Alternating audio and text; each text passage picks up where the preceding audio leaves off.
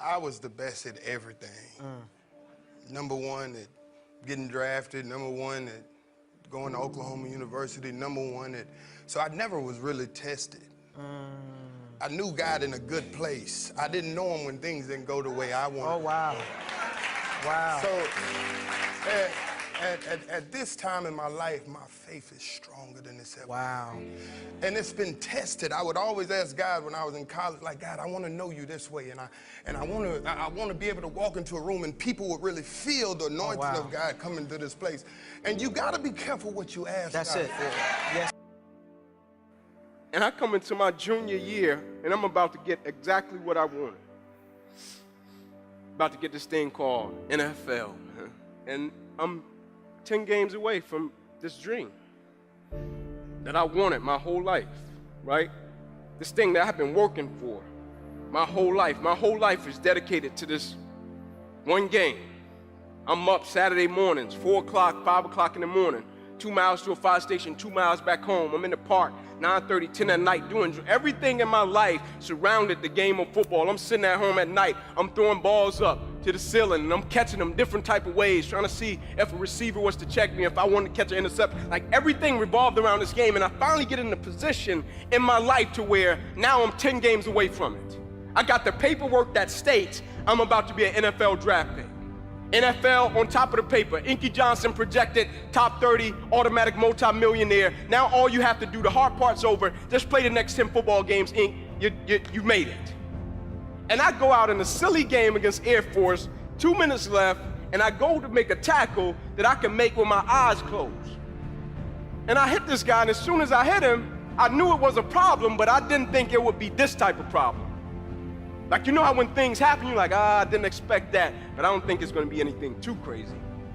And when I hit him, every breath in my body left, my body goes completely limp, I fall to the ground, I blacked out, my eyes open, I'm still not, too concerned, because it's football. I told Pastor, I never thought about a career-ending injury. You have injuries within the game.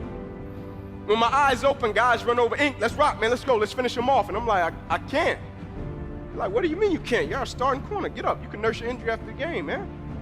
I'm like, no, I can't. They said, what do you mean you can't? I said, I can't move. It's a shock, neck to my toes. I can't feel anything. Shock leaves. It stays in my right arm and hand. I'm like, maybe I got a bad stinger. They put me on the spine board, wheeling me off the field. Doctor says to me as he's walking beside me, I don't know how you're still alive, son. You don't have any pulse. Maneuver. Doctor say, we're gonna take you over, run a couple tests, bring you back into the room, everything will be cool. They run the test, they bring me back into the room, mom comes in, kisses, prays, son, you'll be fine. She's gonna walk out, doctors rush in, head boy says, hey man, we gotta rush him back to surgery, he's about to die. And he says to me, you ruptured a subclavian artery in your chest, you're bleeding internally. If we don't perform this surgery tonight, I guarantee you, you won't be here in the morning. From 7 years old to 20 years old boiled down to one moment. The sacrifice, the dedication, the commitment came down to one moment. And the next morning I woke up from that surgery. The NFL on my scale of life was that big.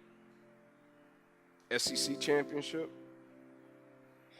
that big. Cornerback, that big. I remember God just saying, do you trust me? And in that moment, man, tears began to run down my face, and every tear meant something to me, and every tear begins to speak to God. I remember on my knees asking God that, God, I want to feel you, know you in another way, and I want to, so God said, do you trust me? And every tear made sense. Like I'm a firm believer that God redirects and maneuvers us when he has us on a mission, right? And in the redirection, I think true courage is the ability to embrace what we don't understand.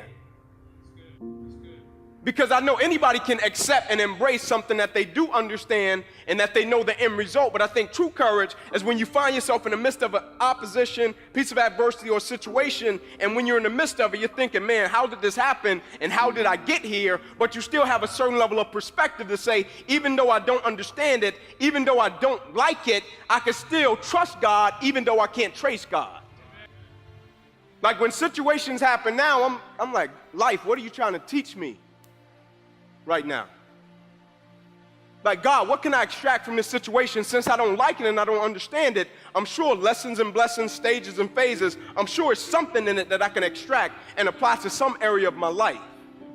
I can understand it. You know, when you haven't been tested, you just hear these words. Right. But when you've gone through something, when you've gone through something, and you know that, but I'm here to encourage everybody that in the dark times, we've been made to endure and endure and endure. And I think my message to all the men and all the people of God is that we need to know how to prepare for these struggles. We need to be prepared for these things to come. We've been made to endure for the night, but your joy comes in the morning. Meaning that first time you said, man, I'm riding with Christ, let's go. That first feeling you got, like that first interaction, that first connection you got, like when you first got it. It's like when people say at the beginning, everybody is excited, everybody is on fire, but at a certain point, you hit something along the journey, and it's gonna test that level of commitment. At a certain point, you're going to hit something, it's going to test that level of faith. And my definition of commitment was always staying true to what I said I would do long after the mood that I've set it in has left. Like, am I going to stay true to my beliefs and my core and my essence of who I am as an individual, even if I get a paralyzed right arm and hand? Am I going to stay true to it? Even if my little career that I thought I was going to have disappears, am I going to stay true to it? Even if one day I'm in a football game, the thing I love to do, the thing I have been practicing my whole life, and in one moment it gets wiped out, am I going to stay true to it? Because depending upon if I'm going to stay true to it, a lot of other people's belief in their Christian journey is predicated upon that and my belief in my Christian journey. In other words, I've seen a lot of other people say, Inky, I want to give my life to Christ, not because of something that happened with me, but because of something I've seen happen to you. As long as everything I aspire to get, everything I want, everything I'm connected to, and everything I'm a part of, as long as the purpose is always greater than me, I'll be fine. In other words, as long as I'm on a mission, like dreams and all that, that's cool, but dreams is what I want to do. My mission is what God has put me on this earth to do. And so if I'm connected to my mission, God will find a way to maneuver me through certain situations to get me to my destination, to accomplish the mission that He has for my life. The only thing I ask of you, as talented, as brilliant, as powerful, as beautiful as you are, never allow life to make you forget why you started in the first place. We already know what to do when God says yes. We already know what to do when we get blessed. We already know what to do when our prayers get answered. But the question that I have for you, and it's rhetorical, what will you do when God says no? Because destiny happens in steps. It happens in steps.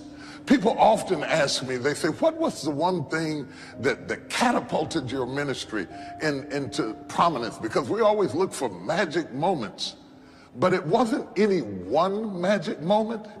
It was a series of moments. And if you look at your own life, you didn't get where you are by one single incident in your life.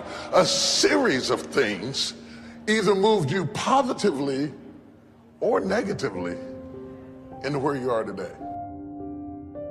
You aren't born a drug dealer. You're not born a stripper. You're not born hateful. You're not born vicious. You're not born jealous. A series of steps brought you into where you are, and it's going to take a series of steps to bring you out into where you need to be. If you've accomplished, that's the negative, I emphasize the negative, but on the positive side of it, if you have some positive accomplishments in your life, whatever you value, I'm not here to give you your values. I'm here to share with you whatever you value that you accomplished. You didn't get there in one step, okay? It's going to be a process, and often people who are not procedural in their thinking are very frustrated. They're very, very frustrated. A lot of people cannot deal with life because they lack the patience to go through the process to become who they want to be. They want somebody to give it to them right now. They want to take a magic pill. Anybody who gets there too quickly lacks the information and the tenacity that it takes to stay there, because if you didn't earn it, you can't own it. Because nothing happens by magic, it happens by process. And if you don't go through the process to get it, then you don't have the power to keep it. The barriers that are restricting you are within you. Somebody else was dealt the same hand you were dealt and did much more with it, and you owe it to yourself to stop lying to yourself so you can find out what it is specifically that is stopping you from having the abundant life. Is it the way you speak, the way you understand, or the way you think that is stopping you from becoming what God would have you be? Like, I'm intrigued in life how when a person say they want something, or a person say, man, I'm gonna have this incredible, phenomenal life, and the only thing it takes is for the circumstance to change. And when the circumstance change, they forget everything that they once spoke, or everything they once spoke now means nothing to them, right? The words that they spoke about a certain situation. I'm intrigued by that, right? How a circumstance can take that away. Like, I understand this about life. In life, people don't burn out because of what they do. People burn out because life makes them forget why they do it.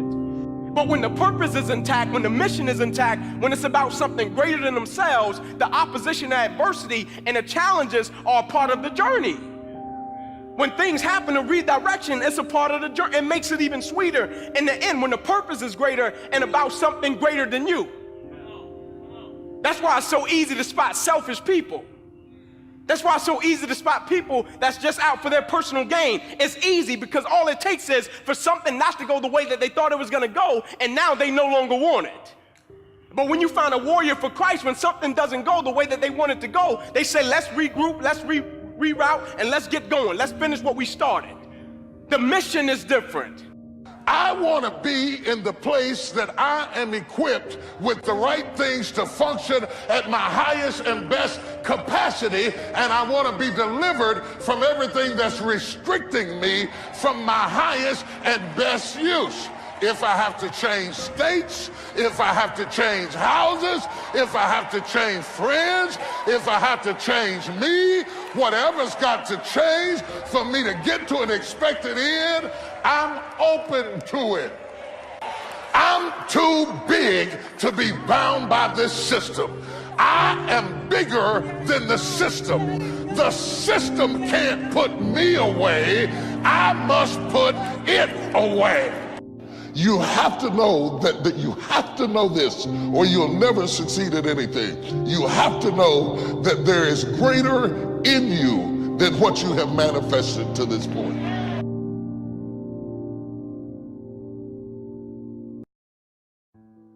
A person who has purpose in their life, they have something to go for, some meaning. For some people, it becomes a magnificent obsession. It has to be something that does something to us, something that pulls us, especially into the future. You know, there are many influences on us. One is the influence of the past. Some people are always pulled back by the past. Some people are always pulled aside by the distractions. But here's what's powerful. If you have a list of high purpose in your life, it pulls you toward the future. And the more powerful the purpose is, the stronger it pulls. It pulls you through all kinds of challenges and all kinds of difficulties. If you don't have these strong purposes for the future, it's easy to get swallowed by a bad day. It's easy to be almost annihilated by a poor month. And it's easy sometimes to almost disappear beneath the waves of a year that goes backwards if you don't have something to pull you beyond that year. So if you want something to pull you through all kinds of challenges, all kinds of difficulties and things that come at you, you got to have something on out there, beyond today, beyond next week, beyond next month, beyond this year, that pulls you into the future. And the clearer it is, the stronger it pulls. The more dynamic it is, the more it affects your life, your spirit, your heart, your soul. It also creates imagination. It gets your mind working on how to achieve that purpose. And if your mind will work, and if your heart works, and if your spirit works, and if you have good input, like good ideas, I'm telling you, there isn't anything you can't accomplish. The ability to rise above your circumstances, to rise above what happens, the petty little things, the discouraging things that would sink everyone else's ship except yours, that would cause someone else to quit early in the day, but you keep going. That kind of willingness to overcome all circumstances, whether it's the little challenges or the big challenges. If you're willing to do that, I promise you, this kind of power will work for you, and in you, the variable, it'll make a difference. Life seemingly does not wish to waste success on the unprepared. Life says, why waste a fortune on this person? They're not prepared to do the right things with it. They're not prepared to use it wisely. If a fortune was bestowed upon this unprepared person, it would probably be wasted. The people that could have been touched won't be touched. What could have been done won't be done, because this fortune will have been wasted on the unprepared person. So not only look for fortune, not only look for the promise, but prepare yourself and ask of yourself, what can I do to make myself ready? Because remember, life was designed not to give us what we want, not to give us what we need, but life was designed to give us what we deserve. Every value in life must be paid for, and those that pay are the ones that get it. It says those that give receive. Prepare yourself to be ready for fortune when it comes, to be ready for challenge when it comes, to be ready for opportunity when it comes. Opportunity comes along and passes by the person that is not well prepared. Primarily rely on yourself. Primarily say, I'm the person responsible. The image that others see you as, the image you have with other people. And it's very important how other people see you. If they don't see you as a leader, chances are they won't pay attention. If they don't see you as being in control, chances are they won't have the trust. If they don't see you as knowing where you're going, what you want to accomplish, they probably won't follow. But if people can see you, if you have the image of someone that's in charge, in control of your life, your future, your destiny, in control of the situation, if they see that, that kind of image is powerful. It helps to win the day. It attracts other people. People want to be around people that are in control, that are powerful, but they know how to use their power. Influential, but they know how to use their influence. That kind of image is important. But here's a very important image, and that is your image of yourself. The way you dress, the way you talk, the way you think, your capacity for learning, all of that is an important image that you have of yourself. That kind of self-image, that I am continually trying my best to be the best I can. Because one of the most important places you have to look is into the future, yes. You've got to look into the past, yes. You've got to look around, yes. But one of the most important places you have to look is in the mirror. You know, how I appear to other people, that's important. But how I appear to myself is the ultimate importance. That kind of image, to where you'll develop the self-confidence, you'll develop the self-reliance. Whatever it takes to get you to try harder, read more, set your goals, and go for it. Here's the next attitude disease. Over-caution. Some people never will have much. They're too cautious. Now, you can also be too reckless, but you can also be too cautious. This is called the timid approach to life. It's all risky. The minute you were born, it got risky. If you think trying is risky, wait till they hand you the bill for not trying. If you think investing is risky, wait till you get the tab for not investing. See, it's all risky. Getting married is risky. Having children is risky. Going into business is risky. Investing your money is risky. It's all risky. Don't ask for security. Ask for adventure. Better to live 30 years full of adventure than 100 years safe in the corner. And see, it's not important how long you live. What's important is how you live. Pessimism, the deadly disease of always looking on the bad side, the problem side, the difficult side, checking all the reasons why it can't be done. The poor pessimist leads an ugly life. He doesn't try to figure out what's right. He tries to figure out what's wrong. He doesn't look for virtue. He looks for faults. And when he finds them, he's delighted. How ugly. Our lives are mostly affected by the way we think things are, not the way they are. The way we think they are affects us most. Poor thinking habits keeps most people poor. Not poor working habits. Most people work hard, but they don't think hard. The mind is like a factory, a mental factory. And whatever you think about all day long pours ingredients into this mental factory. And that's what builds the economic, social, financial fabric of your life. Stand guard at the door of your mind. And you decide what goes into your mental factory. Don't let anybody just dump anything they want to in your mental factory, because you've got to live with the results. And reach down inside of you and come up with some more of those remarkable human gifts. They're there, waiting to be utilized. And then change anything for you you want to change. And I challenge you to do that, because you can change. If you don't like how it is for you, change it. If it doesn't suit you, change it. If it doesn't please you, change it. If it isn't enough, change it. And I challenge you to do that, because you can change. See, you don't ever have to be the same again after tonight, only by choice. Major step to human progress, discipline. If there's one thing to get excited over, that's it. Get excited over your ability to make yourself do the necessary things. What could you make yourself do starting tomorrow that would change it all? No telling.